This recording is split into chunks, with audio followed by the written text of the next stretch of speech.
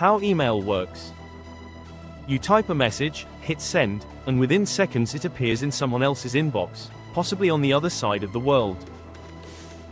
It feels simple, almost instant. But behind that one click is a surprisingly structured process involving servers, protocols, and a bit of digital routing logic. Your email does not travel directly from your computer to the recipient. Instead, it passes through a series of systems designed to store, forward, and deliver messages reliably. So today we are going to walk through how email actually works and what happens between hitting send and seeing a message arrive in an inbox. Chapter 1: What an email is. At its core, an email is just a digital message. It usually contains text, but it can also include attachments like images, documents, or videos. Each email includes key pieces of information such as the sender, the recipient, the subject, and the message body. This information is packaged together in a standardized format so that email systems can understand and process it. Chapter 2: Email addresses explained. Every email is sent from one address to another.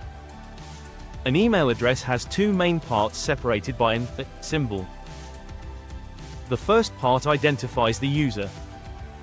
The second part identifies the domain, which is the mail service handling the account. For example, in a typical email address, the domain tells the system which server is responsible for receiving the message.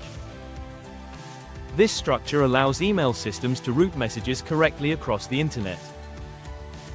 Chapter 3: The role of email servers. Email does not move directly between individuals. Instead, it travels between servers. An email server is a computer that stores and forwards email messages. When you send an email, your message is first delivered to your outgoing mail server. From there, it is forwarded to the recipient's mail server. Finally, the recipient retrieves the message from their server. Chapter 4: Sending email with SMTP. When you send an email, your device uses a protocol called SMTP, which stands for Simple Mail Transfer Protocol. SMTP is responsible for sending outgoing messages from your device to a mail server and then between servers.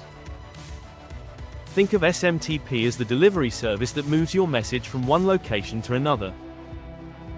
It ensures the message is properly transferred across the network. Chapter 5: Finding the recipient's server. Before the email can be delivered, the sending server needs to know where to send it. This is done using DNS, the domain name system. DNS translates the domain part of the email address into the address of the recipient's mail server.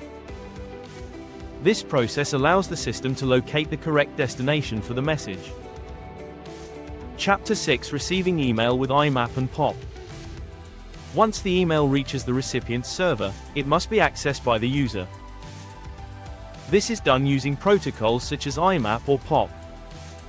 imap allows users to view and manage emails directly on the server. POP downloads emails to the user's device, often removing them from the server afterward. Most modern email systems use imap because it allows access from multiple devices. Chapter 7: Spam filters and security. Before an email reaches your inbox, it often passes through filters. These filters help detect unwanted or harmful messages. Spam filters analyze factors such as the sender, message content, and patterns associated with known spam. Some systems also scan for malware or suspicious attachments. This process helps protect users from unwanted or potentially harmful emails. Chapter 8: Email delivery in practice. When you send an email, it does not always take a straight path. It may pass through multiple servers before reaching its destination. Each server checks the message and forwards it along the network. This process happens very quickly, which is why email delivery often feels instant.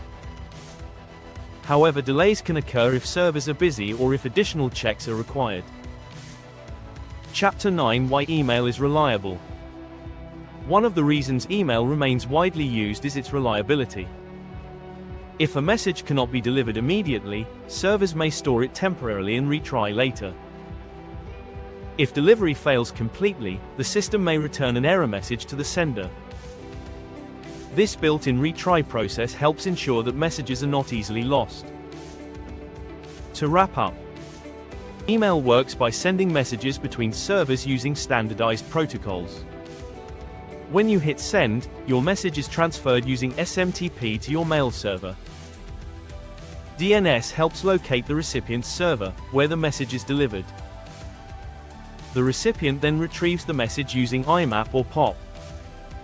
Along the way, filters help protect against spam and harmful content. Although the process involves multiple steps, it happens quickly and reliably, making email one of the most widely used communication tools today. This has been a mini Leviathan production. If you enjoyed it, check out our other videos. See you in the next one.